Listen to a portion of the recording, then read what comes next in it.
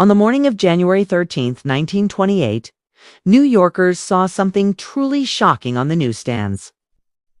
The front page of the New York Daily News had a single, chilling word, dead. Below it was a photo the paper called, "Perhaps the most remarkable exclusive picture in the history of criminology." It was a 32-year-old mother, Ruth Snyder, strapped to the electric chair at Sing Sing, her body blurred as the current passed through it. This was the first ever photo of an electrocution, and getting it was one of the biggest schemes in newspaper history. The woman in that photo was Ruth Snyder, a Manhattan murderer nicknamed Ruthless Ruth. Her story would force a nation to grapple with its ideas about justice, capital punishment, and the media. Ruth was born in 1895 in Manhattan. In a time when options for women were few, she thought she'd hit the jackpot when she married Albert Snyder in 1915. He was 12 years older and a successful editor. They settled in a nice home in Queens and had a daughter, Lorraine. From the outside, they looked like the perfect family, hosting dinner parties and doting on their child. But behind closed doors, secrets were piling up. On March 20th, 1927, 9-year-old Lorraine was woken by a frantic banging on her wall. When she opened her door, she found her mother, Ruth, gagged and tied up on the floor. After freeing her, Ruth told her to get a neighbor. Lorraine ran across the street for help. When the neighbor, Louis Mauser, untied Ruth, she told him, "They hit me over the head and tied me up. I'm afraid for Albert." Inside the bedroom, Mauser found Albert Snyder's body, bludgeoned and strangled. When the police arrived, the house was a mess.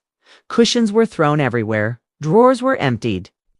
Ruth told them that 2 large, Italian-looking men had broken in, knocked her out, killed Albert, and stolen her jewelry. But her story fell apart almost instantly. She had no head injury, and the police found the stolen jewelry stuffed under a mattress. After 20 hours of questioning, Ruth broke down and confessed. Not only had she planned to kill her husband, but she'd had help from a secret lover. According to Ruth, she'd hidden her lover, Henry Judd Gray, in the house before she and Albert left for a party. After Albert fell asleep, Gray came out of hiding, struck him twice on the head, and strangled him with picture wire.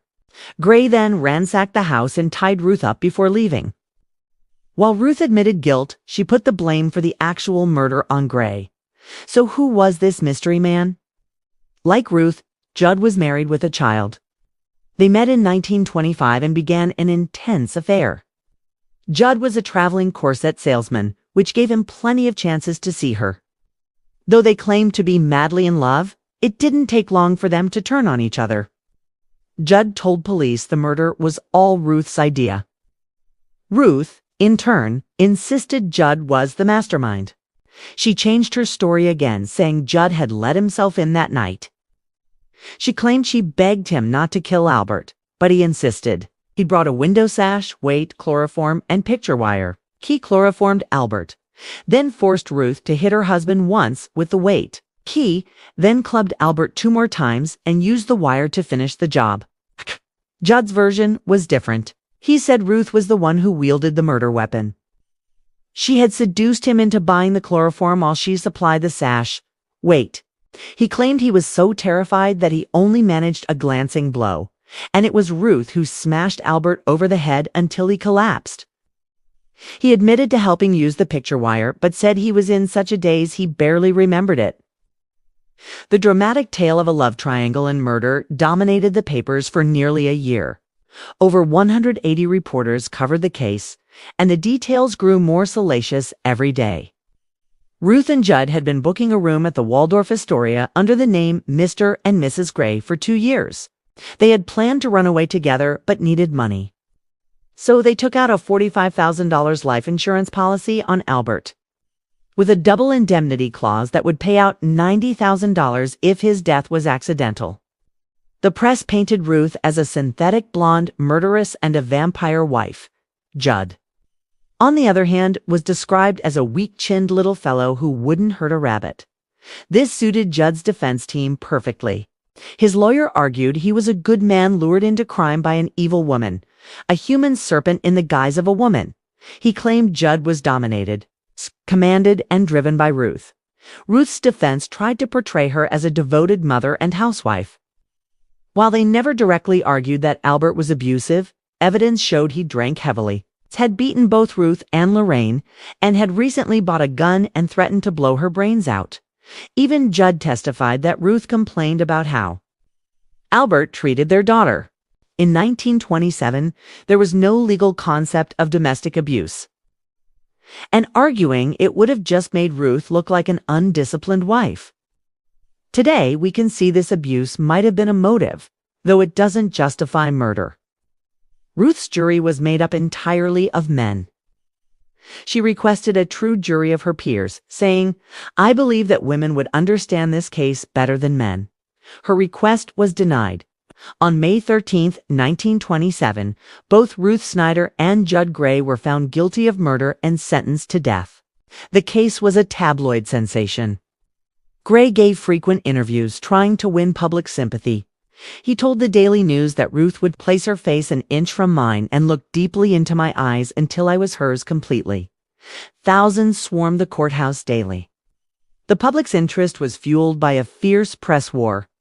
The Daily News publisher Joseph Medill Patterson had built his paper on shocking photos and knew he needed a picture from inside the execution chamber.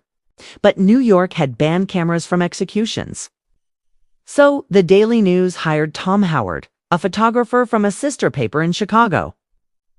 Howard posed as a journalist to get in, but he still needed a way to secretly take a photo. The solution was genius. A single-use camera strapped to his ankle with a cable running up his pants leg to a shutter bulb in his pocket. On the night of January 12, 1928, hundreds gathered outside Sing Sing prison. Howard and 19 other reporters were led into the execution chamber. He took a spot in the front row. When Ruth Snyder entered, she could barely walk, her face swollen from crying. After the electrodes were attached, she was given a chance for final words. "Father, forgive them, for they know not what they do," she said. Just after the switch was thrown, Howard secretly lifted his trouser leg and pressed the bulb, holding the shutter open for a few seconds. After Ruth was declared dead, Judd Gray was brought in to meet his fate. By 11:14 p.m., both were dead. Howard rushed back to Manhattan to deliver his photo, earning a $100 bonus. The next day, the Daily News sold out in minutes. But not everyone was pleased. Prison officials were furious.